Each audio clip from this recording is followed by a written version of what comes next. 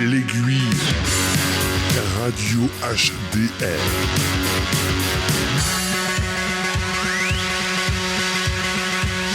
L'émission des musiques actuelles normandes présentée par Willow Adam.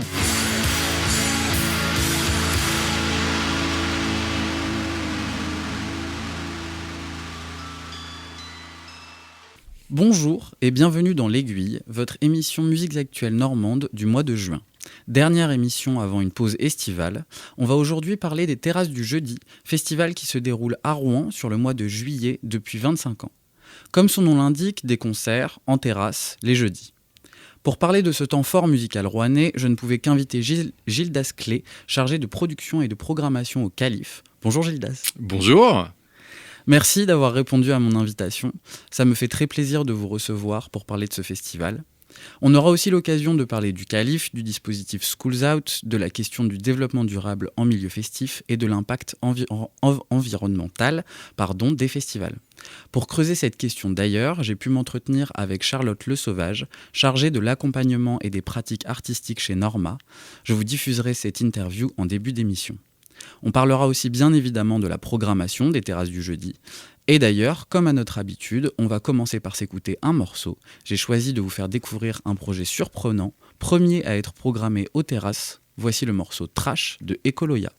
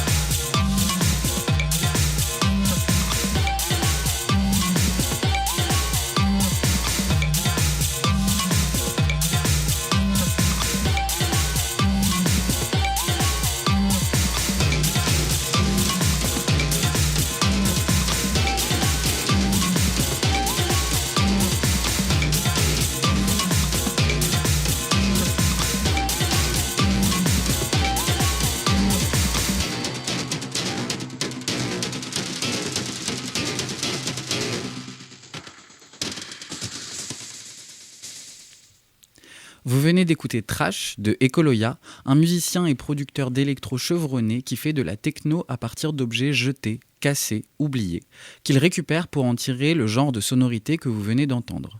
Il jouera au Square Verdrel à 18h le jeudi 2 juillet. On en parlera plus dans un instant avec Gildas, mais d'abord, pour rester dans le thème de l'écologie, je vous partage l'échange que j'ai eu avec Charlotte Le Sauvage de Norma. Bonjour Charlotte, vous êtes chargée de l'accompagnement et des pratiques artistiques chez Norma. Pour commencer, est-ce que vous pourriez nous présenter rapidement ce qu'est Norma et nous parler un peu de votre travail? Ouais, alors Norma, c'est Normandie Musique Actuelle, donc c'est l'association qui rassemble et fédère les acteurs et actrices de la filière musicale en Normandie. Donc en gros, on a l'objectif de contribuer à faire vivre et faire évoluer aussi cette filière musicale en ayant plusieurs aspects de soutien, à la fois un soutien de développement aux projets et aux structures, projets artistiques j'entends, et aux structures, de favoriser aussi les espaces d'échange, d'interconnaissance, pour que les gens puissent aussi travailler dans des bonnes conditions. Le projet de Norma est donc fait office de, donc il y a 4 enjeux, notamment les enjeux culturels et artistiques, les enjeux économiques et sociaux, les enjeux territoriaux et les enjeux sociétaux et territoriaux et environnementaux, pardon, qui nous rassemblent aujourd'hui. Ok, et donc vous, vos missions, c'est quoi parce que j'imagine que pour les auditeurs, ça peut être un peu flou comme dénomination. Donc voilà, est-ce que vous pouvez nous parler un peu plus de votre activité à vous dans Norma? Oui. Alors moi, je suis chargée de l'accompagnement et des pratiques artistiques. J'ai deux grands volets. J'accompagne et soutiens à la fois les artistes du territoire normand, donc qui sont basés sur les 5 départements de la Normandie. Et mon autre volet, c'est plutôt l'accompagnement en direction des festivals, d'où le fait aussi que je sois l'interlocutrice pour parler des mobilités, puisqu'on a travaillé notamment ce grand volet des mobilités à travers du coup le groupe de travail festival. Donc en gros, je m'occupe à la fois des artistes et plutôt de la partie festival. Et l'objectif, c'est d'accompagner et soutenir les projets et de leur donner les bonnes conditions pour évoluer dans ce qu'elles souhaitent. Et donc parmi vos missions, comme vous l'avez dit, l'accompagnement des festivals en constitue une grande partie, et notamment du coup ceux qui s'inscrivent dans le dispositif Festival en Mouvement. Si je dis pas de bêtises, c'est un projet qui est porté par l'association R2D2 qui vise à rassembler les réseaux régionaux d'accompagnement d'événements culturels autour de la question du développement durable. Et c'est dans cette optique qu'ils ont créé Festival en Mouvement. De ce que j'ai vu, ça fait déjà quelques années que ça existe. Est-ce que vous pourriez nous expliquer un peu ce qu'est ce projet et comment Norma l'a rejoint? Alors, Festival en Mouvement, c'est porté, alors non pas par une association, mais un collectif informel qui s'appelle effectivement R2D2 et qui réunit 9 structures de 9 régions de France. Et effectivement, l'objectif donc de Festival en Mouvement, qu'on abrège aussi FEM souvent. Donc, c'est vraiment un projet donc, national qui vise effectivement à réduire les gaz à effet de serre qui sont principalement liés aux mobilités des publics. L'idée, c'était de partir du constat que 70 à 80% de l'empreinte carbone d'un festival est due justement au déplacement des publics et des équipes organisatrices. Et l'idée, c'était de trouver des moyens d'action pour réduire justement cette empreinte carbone liée aux mobilités.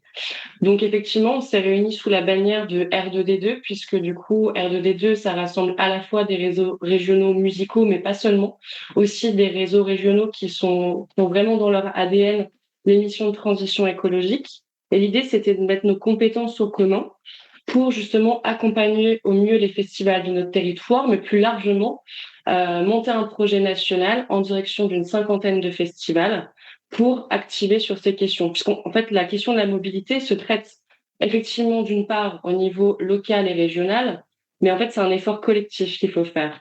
Et donc, d'avoir un projet de cette ampleur au national, ça avait aussi du sens, notamment sur les questions de médiation auprès des publics, puisque j'en reparlerai peut-être après, mais il y a une grande campagne de communication qui a été mise en œuvre au sein de Festival en Mouvement.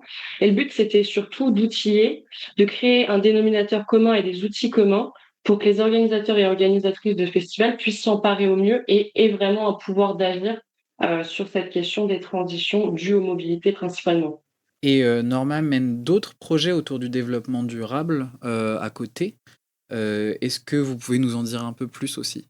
Alors, la question du coup des mobilités, effectivement, on s'en est emparé donc, au sein du projet donc, national Festival en Mouvement, mais on a mené aussi toute une démarche régionale au sein donc, dans toute la Normandie avec les festivals du groupe de travail notamment, mais pas que, puisque du coup, on a travaillé avec les festivals musique actuelle, mais aussi avec tout un panel de festivals interdisciplinaires de type art de la rue, cinéma, photo, marionnettes. Et l'idée, encore une fois, c'était de dire effectivement comment on traite les mobilités, comment on peut donner vraiment un pouvoir d'action sur les mobilités au sein du territoire, et ben justement, ça se passe principalement par les acteurs locaux, puisque les décisions sont prises par les acteurs et actrices locaux, notamment les communautés de communes ou bien la région. Et donc, du coup, on a, en parallèle de Festival en Mouvement, la même année, en 2023, nous avons monté, du coup, un projet de mobilité au sein de la région Normandie, qui a été découpé selon 3 phases.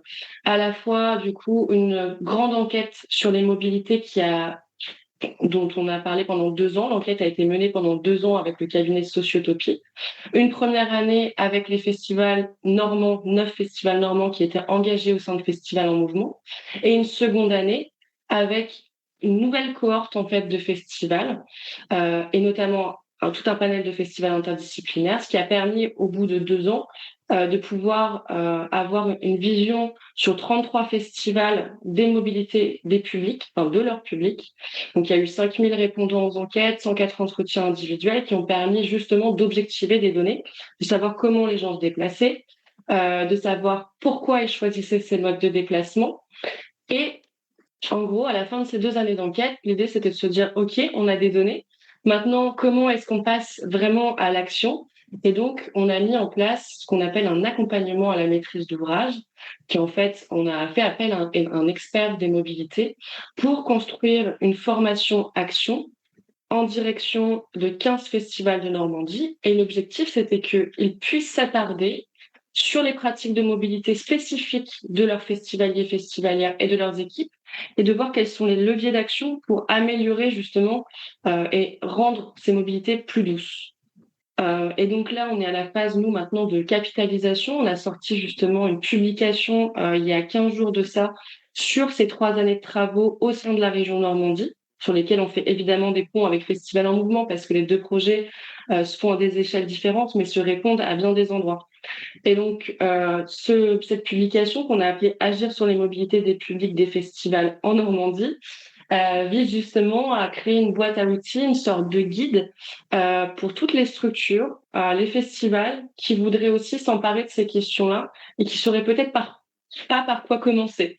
Donc l'idée, c'était de leur donner un petit peu, quelque chose pour justement commencer cette grande expérience autour des mobilités et pourquoi pas transformer les mobilités. Et cette publication, on peut la retrouver sur le site de Norma, j'imagine? Exactement, vous pouvez la trouver sur le site internet de Norma dans l'onglet Animer et coopérer et ressources également. Donc là, on a parlé des objectifs qui sont très complets par rapport à ce projet et aux réflexions autour des mobilités. Est-ce que éventuellement vous pourriez nous citer quelques exemples concrets de choses mises en place, à la fois peut-être que des publics qui vont aller en festival cet été pourraient mettre en place. Je ne sais pas si c'est justement l'idée aussi de responsabiliser les publics, ou est-ce que c'est vraiment quelque chose qui se centre sur les organisations de festivals et vous, qu'est-ce que vous mettez en place pour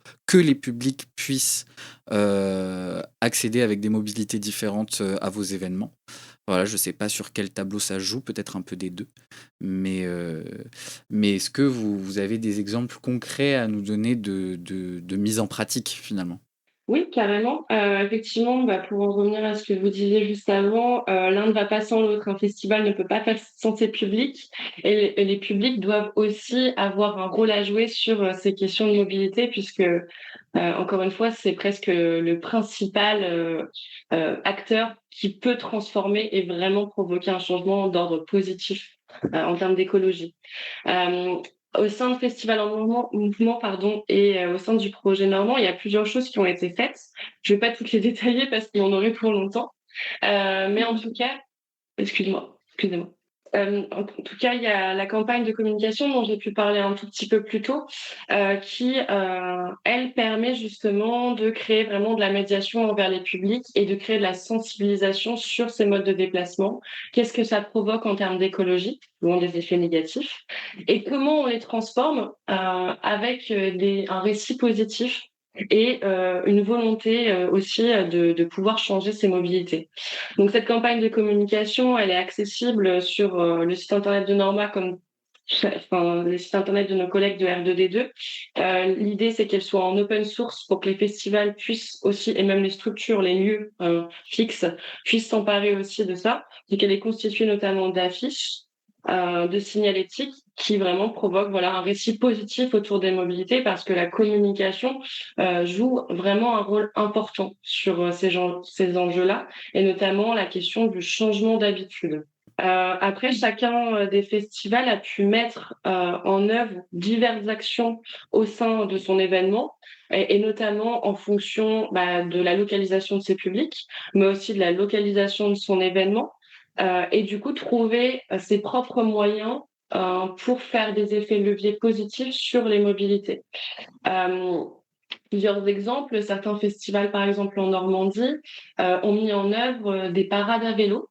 Donc, c'est-à-dire que l'expérience festivalière commence avant même l'événement en tant que tel, puisque le trajet devient une fête et le trajet fait complètement partie de l'expérience festivalière, avec du coup un regroupement de personnes à vélo qui peut à la fois sur le trajet, notamment aller visiter des producteurs et des productrices du coin pour mettre en avant aussi le territoire et ses savoir-faire, et ensuite arriver à l'événement en ayant déjà rencontré des personnes auparavant avec qui partager un bon moment.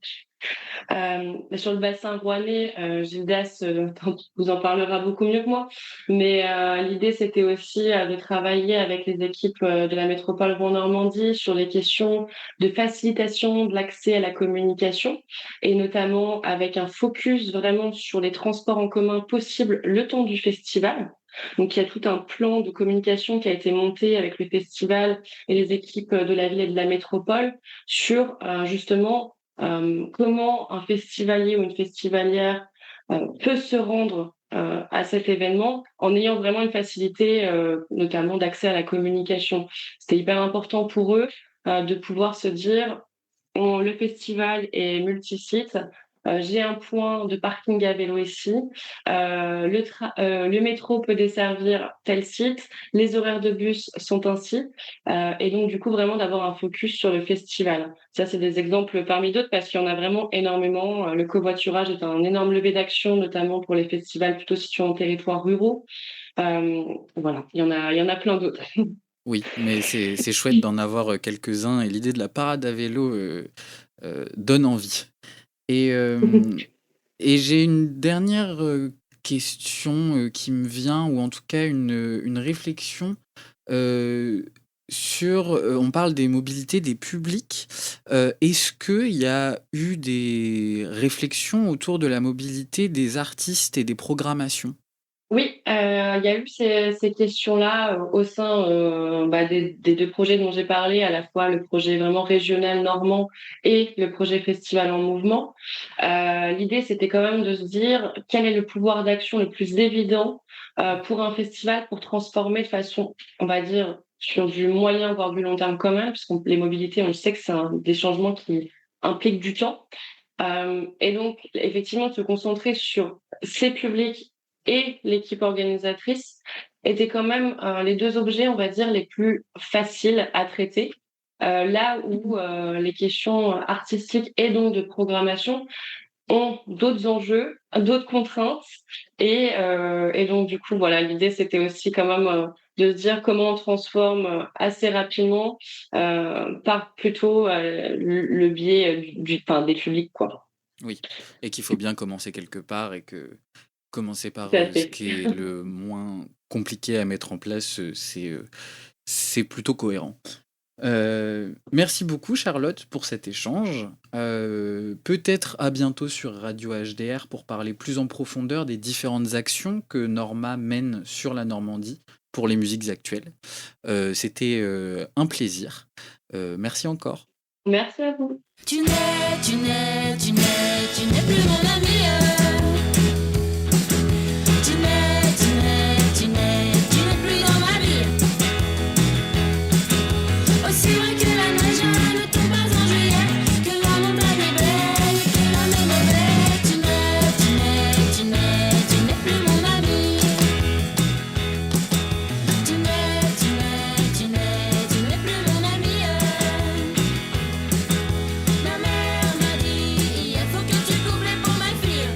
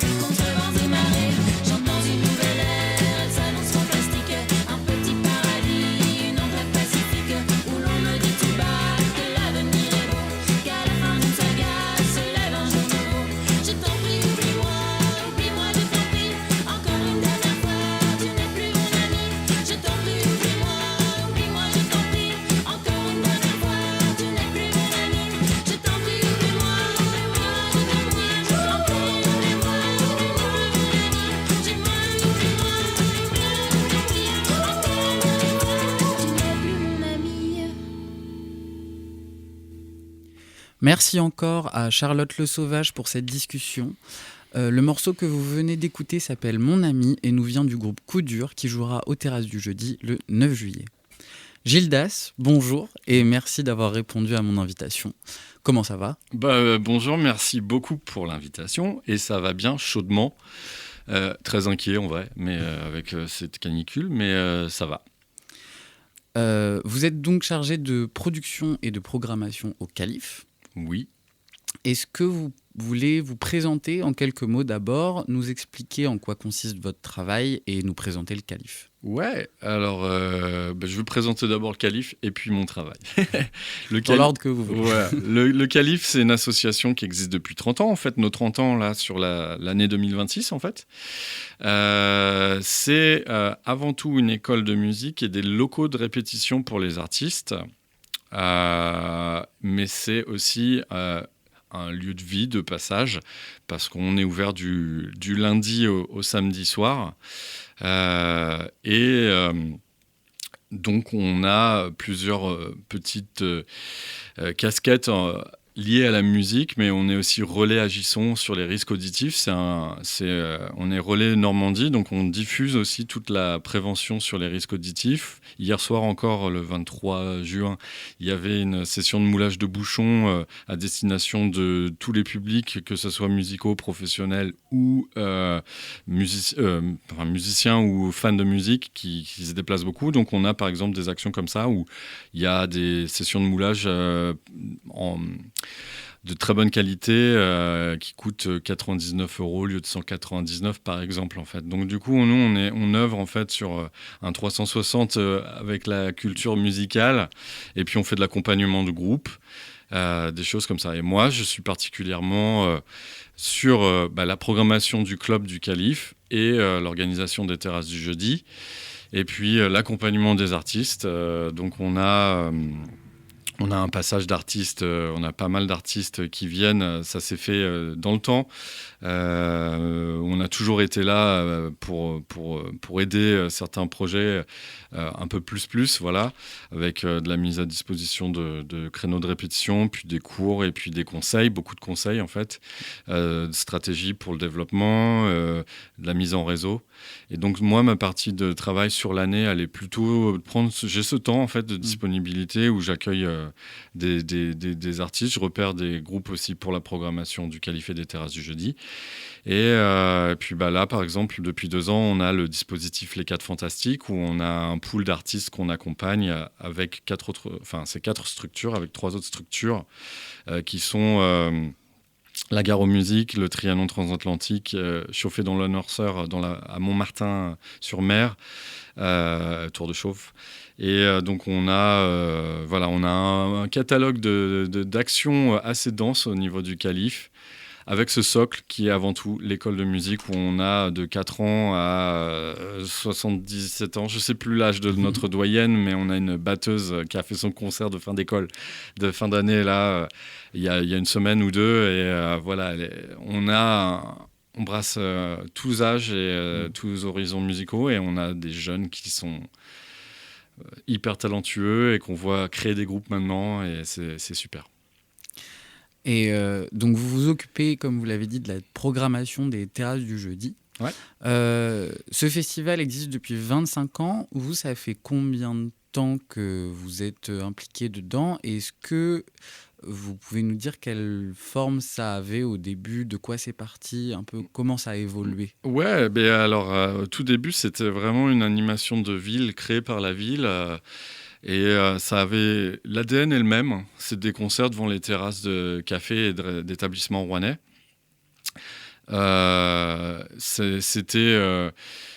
Nous, on est arrivé en 2013. Donc, à partir de 2001, il y a eu la première édition pour mettre à l'honneur les artistes et faire un flux dans le centre-ville de Rouen, en fait, de passage. Et c'est la même entre 2001 et 2026. On a gardé l'ADN de ça, d'avoir une programmation en escalier avec plusieurs sites exploités dans la ville. Et en fait, nous, en 2013, on est arrivé, on a transformé progressivement en fait, l'événement. En fait, la ville nous a confié la partie organisationnelle et programmation. Donc il y avait, nous on a, ça s'est fait vraiment par étapes en fait. Le Calife, avant 2013, avant d'être complètement à 100% sur les terrasses du jeudi, avait déjà une scène fléchée de, je crois, autour de 2000, à partir de 2010.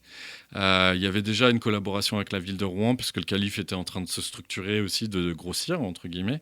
Et vraiment, à partir de 2013, nous, on a récupéré l'organisation. Donc, on a commencé avec la petite team du Calife, et puis progressivement, on a fait rentrer des régisseurs et un directeur technique qui nous a permis de recréer un organigramme. Et aujourd'hui, en fait, c'est une vingtaine de salariés sur l'exploitation des terrasses du jeudi, hors prestataires. Et puis... et des bénévoles. Voilà, aussi. et des bénévoles toujours plus présents et nécessaires, en fait. Parce que nous, on a une particularité, cet événement, ce festival, il a lieu chaque jeudi de juillet. On monte les scènes et on les démonte le soir. Alors je dis on, c'est les services techniques de la ville que je remercie encore infiniment parce que ils sont présents depuis toujours et en fait ça marche avec eux et on marche main dans la main. C'est un travail atypique puisque en fait les places on les occupe le matin, on arrive pour installer. On désinstalle après les concerts et rebelote chaque jeudi. Donc c'est très prenant. C'est très prenant, c'est un marathon. Ouais, c'est ça. Oui, et puis il y a aussi beaucoup de scènes. Je ne sais pas combien il y en a au total. Alors on est sur une petite quinzaine de sites. Et chaque jeudi, on est entre 4 et 6 lieux. En fait, le premier jeudi, on a, pour aller un peu dans la programmation, ce 2 juillet, on va au Square Verdrel. Alors, il n'y a effectivement pas d'établissement là, mais on fait ce moment Schools Out et Coloya. Donc, on a des petits à côté. On a 2-3 scènes où il n'y a pas de... Enfin, 2-3, c'est plutôt cette année Square Verdrel et puis... la place du Chêne Rouge, qui est un lieu que nous, on occupe depuis quelques années.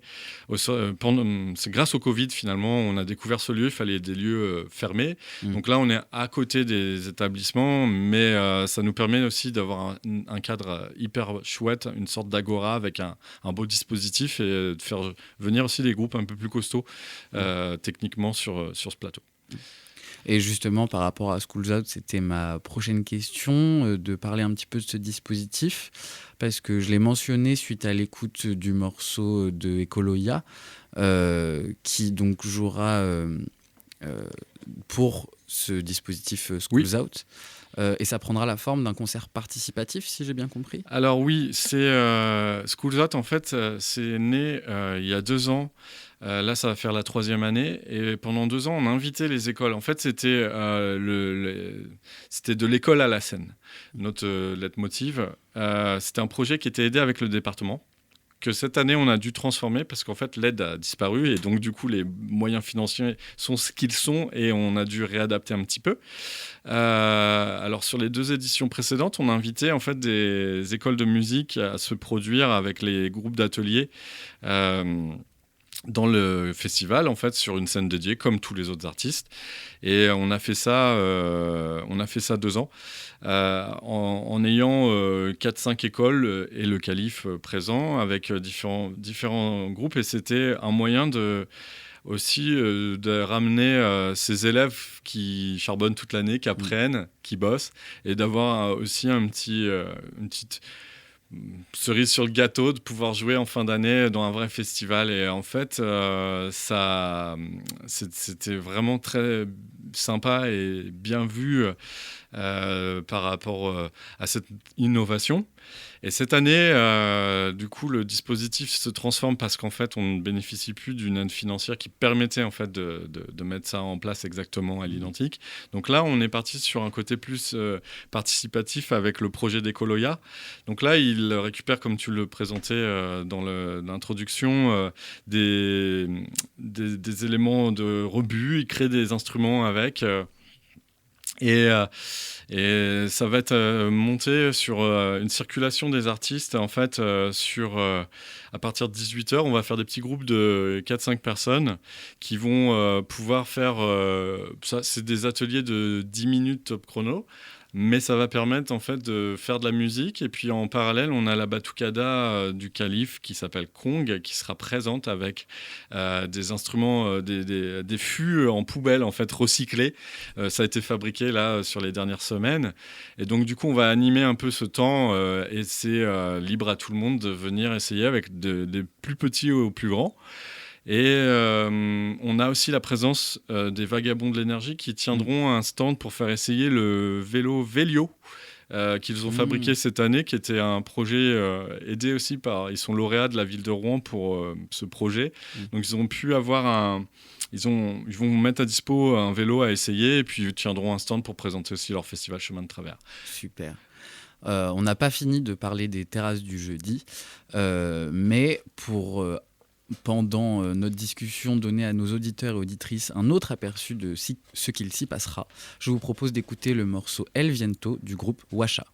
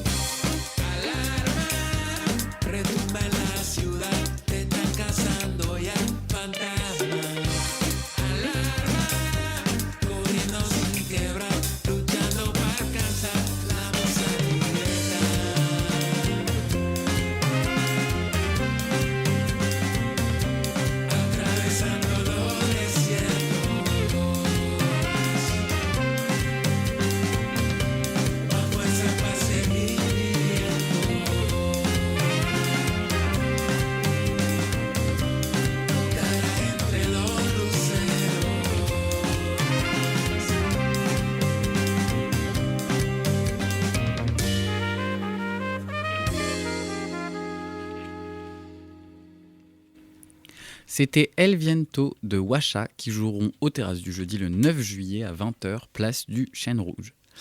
On va se pencher un petit peu plus sur la programmation. Vous avez à cœur de soutenir la scène locale. C'est quelque chose qui est important dans la programmation, notamment cette année avec 73% d'artistes locaux et régionaux. Ça, pareil, ça a toujours été le cas dans l'ADN du festival. Oui, encore plus aujourd'hui parce qu'on a un travail on a transformé en fait notre programmation régionale locale pour accompagner. Pour que les dates des terrasses du jeudi comptent pour le développement du groupe. Donc on est plus sélectif Il y a toujours eu pour revenir en arrière, en 2013, il y avait un comité de sélection avec des programmateurs de différentes structures de la région. Et ça, on a gardé l'échange en fait. Sauf que moi, c'est mon job aussi de programmer. On travaille aussi avec un collaborateur qui nous ramène des projets. Le travail aujourd'hui est plutôt de faire que la date compte. Et en fait, on l'a transformé, cet événement, avec le travail plus global de réseau avec Norma, dont vous parliez plus tôt. En fait, on est en résonance avec l'actualité des groupes. Et puis, ce passage en fait, aux terrasses du jeudi est aussi un validateur. Ça ouvre des portes, ça crée une valorisation du groupe à l'échelle régionale. Et en fait, ça, c'est quelque chose qu'on a transformé dans le temps. Parce que l'événement est incontournable, il est identifié, mais derrière, c'est vraiment que les groupes jouent et saisissent de ça, et communiquent autour, et puis et de l'actu, etc. Et ça, on est un peu plus fin là-dessus, je dirais, dans ce travail-là, parce que en fait, on programme des artistes à l'année. En fait, on échange avec les structures et on voit les groupes dont c'est le bon moment. Et ça nous arrive de patienter des fois sur certains artistes, d'attendre 1 an ou 2. Et puis, parce que c'est pas le bon ça. Timing. Voilà. Et puis, on compose aussi quand même. L'an dernier, on avait une programmation avec les figures. Je voulais avoir vraiment des figures qui étaient là il y a 25 ans. Donc, on a fait des projets qui étaient, même si c'est des nouveaux projets, avec des musiciens qui avaient foulé la scène des terrasses jeudi dans les premières années. On les avait programmés cette année. Cette année, c'est plus jeune. La tendance est plus pop, jeune, au niveau des artistes, de la moyenne d'âge, je dirais. Un peu rock aussi, avec Rougir, Secret Girls. Oui, on est revenu, enfin on n'est pas revenu, en fait il y a un éclectisme dans notre programmation, mais c'est vrai qu'il y a une couleur. Alors moi je trouve que c'est une couleur qui tire au sens global. Je trouve que par exemple on le voit avec Coup Dur, c'est un groupe à guitare yéyé, etc. Ça chante en français. Ce genre de projet là, il y a 10 ans ils auraient chanté en anglais peut-être. Et en fait il y a aussi la langue française. Il y a beaucoup de groupes, il y a une petite quinzaine de projets qui chantent en français, qui font du rock ou de la pop ou autre chose. Et moi, c'est vrai que même dans les artistes locaux, il y en a plus qui utilisent la langue française aussi. Ouais, et ça, mais c'est pas cherché, ça se fait, c'est la couleur d'aujourd'hui, je trouve, les tendances. Voilà, on a Lola Sauvageau qui chante en français, on a des artistes qui vont chanter toujours en anglais, mais d'autres, ça va être plus présent en fait. James Baker, là, je regarde un petit peu mon anti-sèche. Il y a Chef 23, si je dis pas de bêtises. Oui, Isidore, Chamallow, voilà. D'ailleurs, c'est un plateau aussi, ce plateau Chef 23, Chamallow, Isidore. C'était aussi, pour moi, c'était important qu'ils soient à l'affiche des terrasses du jeudi parce qu'ils font Rouen.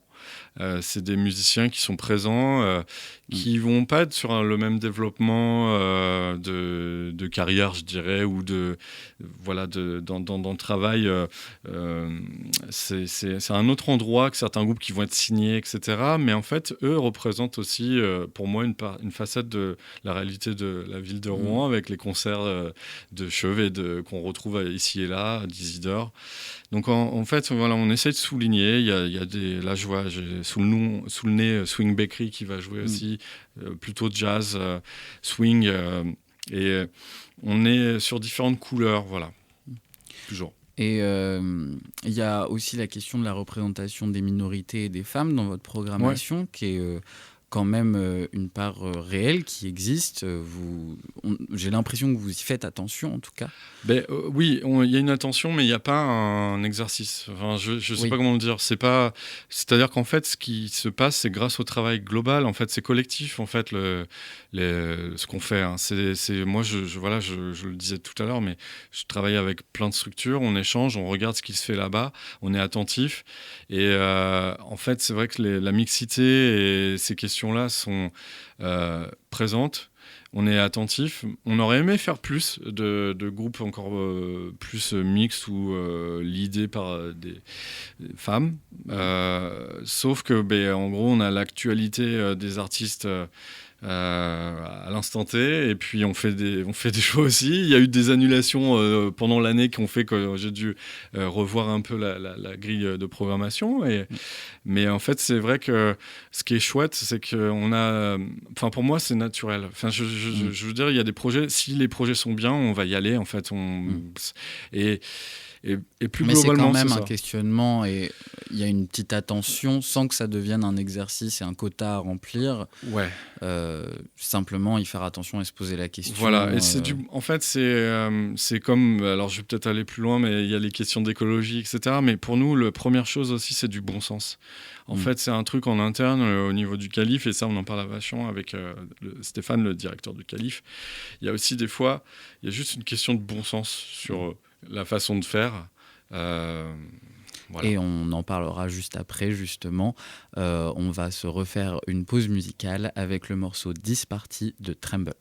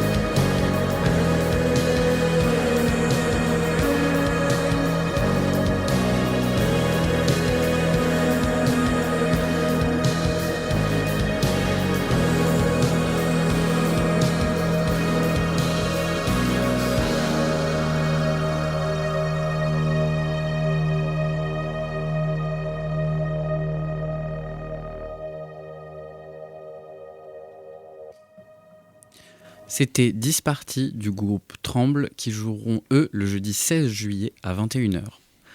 Pour revenir sur la question de l'écologie, du bon sens dans la mise en place des terrasses du jeudi, l'écologie, c'est quand même un sujet qui revient à la fois dans la programmation avec Ecoloya, mais aussi dans l'organisation avec Festival en Mouvement, dont on a parlé tout à l'heure avec Charlotte.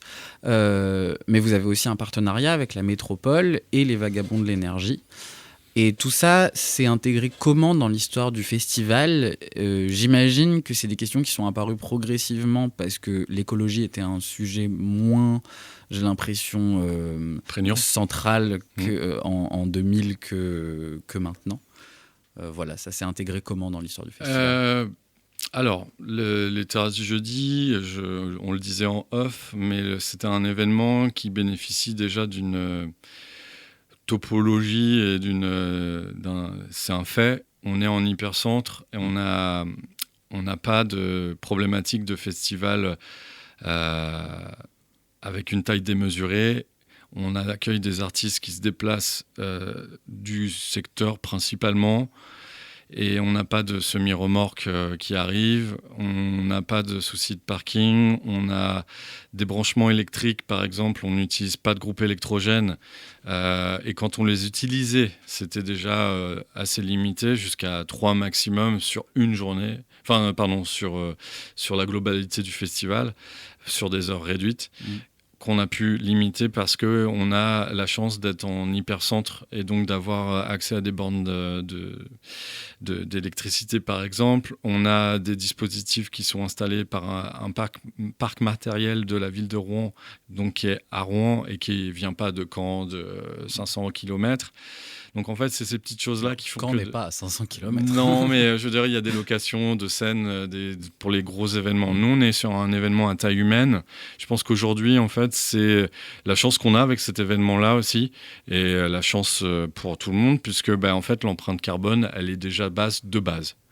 Nous, on est du coup adhérents du réseau Norma, et il y a le travail avec Festival en Mouvement qui nous a quand même permis de mieux travailler des questions de fond sans tout chambouler, parce qu'en fait on a aussi, c'est des moyens aussi qui sont si limités en fait, parce que des fois sur certaines questions c'est des locations qui peuvent coûter plus cher pour adapter quelque chose. Donc en fait on a essayé de travailler en bonne intelligence aussi, et moi j'ai suivi cette formation de Festival en Mouvement. C'était l'année 1, on était un peu le groupe de test, alors c'était pas forcément évident pour tout le monde, mais on était moi, Terrasse du jeudi, à côté des Papillons de nuit et d'autres festivals plus importants, avec des réalités et des problématiques qui sont propres à chaque festival. Et en gros, le formateur Benoît nous a un peu détendu aussi sur la finalité. En fait, ce que ça a donné concrètement, c'est qu'on était déjà entré dans les années précédentes sur une réduction du papier, sur des choses. On fait des achats quand même en circuit court. On a en fait, déjà, c'est assez jaugé, hein. On est signataire de la charte drastique en plastique pour limiter l'utilisation de bouteilles. Donc, en fait, on a des phases. Enfin, c'est un terrain d'élaboration des fois. Donc, quand on a arrêté les bouteilles plastiques cristallines à tout va, on est passé avec des gourdes, mais la logistique de gérer les gourdes, ça a amené un autre souci de transport aussi, par exemple, et logistique. Donc, en fait, on adapte, mais globalement, on travaille mieux sur notre communication. En fait, ce qui a été fait, pour revenir avec les partenariats locaux, c'est-à-dire qu'en gros, on a un événement qui se termine avant minuit, qui est en hypercentre, donc qui est accessible avec les transports en commun. Et en fait, on a regardé un petit peu la carte de nos événements, où ça se passait, les horaires, et en fait, on a vu qu'on ne communiquait pas sur cette information que les concerts se terminaient avant minuit. Donc ça passe très simplement par l'affirmation sur nos réseaux et sur la page du programme d'un renvoi vers les réseaux de transport doux. Et puis un partenariat avec la métropole, on l'a commencé il y a déjà 2 ans. Ça s'est fait tranquillement, mais on a une cartographie dynamique. Alors ça, c'est pour les plus geeks, mais ça permet vraiment d'aller regarder un peu tous les moyens de déplacement disponibles en transport doux. On a un affichage par rapport à l'eau-vélo. En fait, il y a une opération menée par la métropole qui prépare des petites slides avec les stations à proximité des scènes de concert. Donc, c'est tous ces petits trucs d'information qu'on peut faire qui sont déjà présents et qu'on souligne un petit peu plus. Voilà. Ouais. Donc, ça passe par plus de communication. Alors ça, et puis en interne, en fait, on n'a pas attendu d'être dans Festival Engouement pour utiliser nos vélos, par exemple. On a une grosse partie de notre équipe qui se déplace déjà à vélo. C'est pareil, c'est un festival urbain. On a des gens qui habitent à Rouen ou à proximité. Ils se déplacent déjà naturellement en transport doux, à vélo, à pied. Et en fait, on a l'accueil des artistes. C'est des vannes, c'est pas des voitures, c'est pas 6 semi-remorques. On n'est pas dans cette réalité-là. Donc ça fait quelque chose où en fait on est. Je pense qu'on est dans le bon aujourd'hui. On le voit avec la canicule par exemple. C'est adapté. Voilà, je trouve aujourd'hui, on démonte derrière, mais on essaie d'être intelligent aussi sur la manière de faire, de gérer les déchets aussi, etc. Et le fait que la programmation soit en grande partie locale va aussi dans ce sens. Exactement. Naturellement. Ouais, c'est ça. Ça ne fait pas venir plein d'artistes en avion. C'est ça. On a, cette année, on n'a pas d'artistes qui viennent en avion. Ceux qui viennent en avion, ils sont dans le cadre d'une tournée globale d'1 mois en Europe. Donc là, je pense à nos headliners, Dizzy Death Race, par exemple, qui sont d'Australie, effectivement. Mais c'est très à la marge. Et puis voilà, on travaille aussi des petits partenariats. Alors cette année, on a un partenariat qui court toujours avec Guidoline, mais aussi Cyclab, qui nous prête des vélos électriques. Parce que en fait, c'est vachement. Je l'ai fait l'an dernier à vélo électrique et c'était un vrai gain de temps. C'était très pratique, une économie d'énergie pour l'équipe. Et puis on a aussi le prêt des Vagabonds de l'énergie d'un Kangoo. Électrique. Donc c'est une première là pour faire nos petits réassorts de scène. Donc on va tenter ça. Super. On arrive bientôt à la fin de notre émission. Avant de finir, on va s'écouter un autre morceau, Predator de Rougir.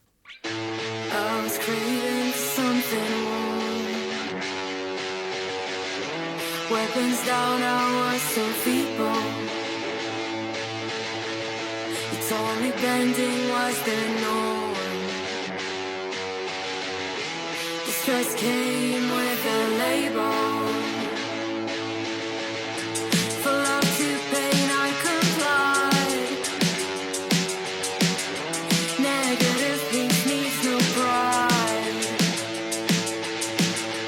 Is it not working that well for you, baby?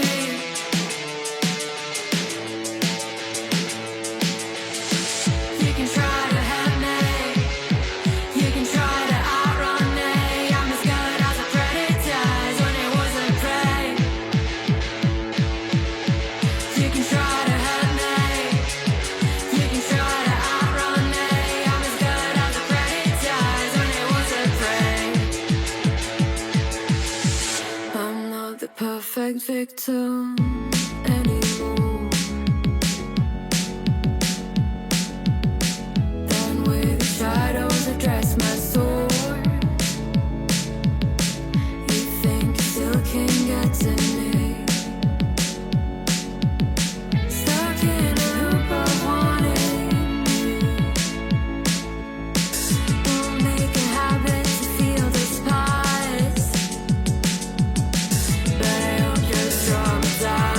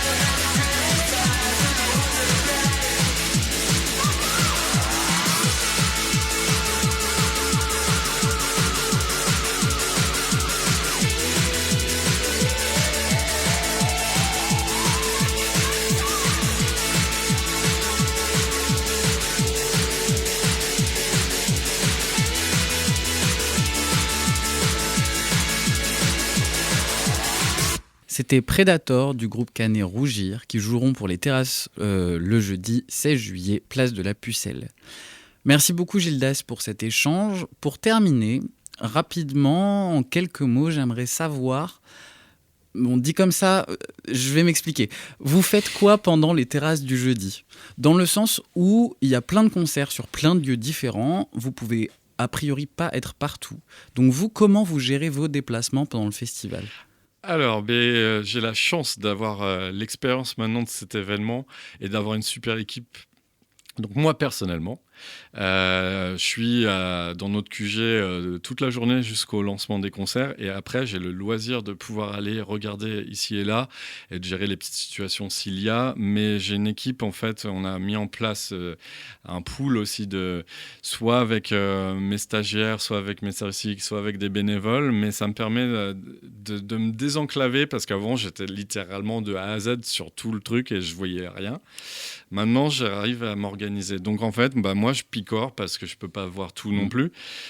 C'est la force et la faiblesse de ce festival, je dirais, mais c'est qu'il y a des choix des fois à faire, mais on essaye d'être intelligent aussi pour les gens, d'aller pouvoir voir leur groupe préféré sans qu'ils loupent, sans qu'il y ait trop de choix critiques à faire. Et vous, est-ce qu'il y a un artiste, une artiste, un groupe que vous attendez particulièrement ? Alors, j'en ai pas un, j'en ai plein. Mais là, si je dois aller sur rien que le 2 juillet, il y a évidemment le moment Schools Out, ça va être rigolo à voir. J'ai envie de le voir, de voir des gamins s'amuser. Le groupe qui me tient à cœur, la proposition, c'est Da Strike. Da Strike, j'arrête pas de le dire, je l'ai dit en conférence de presse, je le dis à nouveau à la radio, je l'aurais dit hier à la radio. C'est un groupe qui, pour moi, c'est une décharge humaine avec du coup des publics, des musiciens autistes qui sont sur scène. Et en fait, de voir leur banane, de communier avec les gens, en fait, de voir le kiff, en fait. Et donc ça va être un beau moment que j'ai déjà vu 2 fois dans l'année, dans la saison, et je suis trop fan de les faire. Mais il y a Jack LaBotte aussi qui joue un songwriter américain. Il a joué avec Rambo, il joue avec Sylvester Stallone, c'est un acteur aussi. Et en fait, il raconte ces histoires-là au pied de la cathédrale, ça va être incroyable. Trop bien, on a hâte. Merci beaucoup.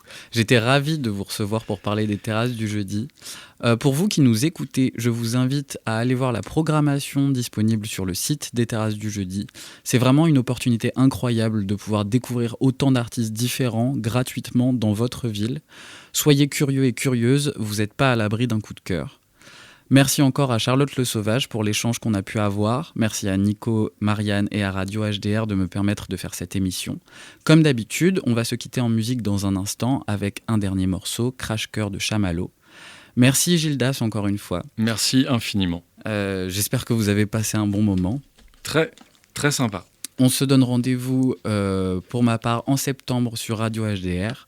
Je vais profiter de l'été pour réfléchir à ce que je vais pouvoir vous faire découvrir de l'activité musicale normande. J'ai déjà quelques idées. J'espère que cette émission vous a plu. Restez curieux et curieuses. À très bientôt.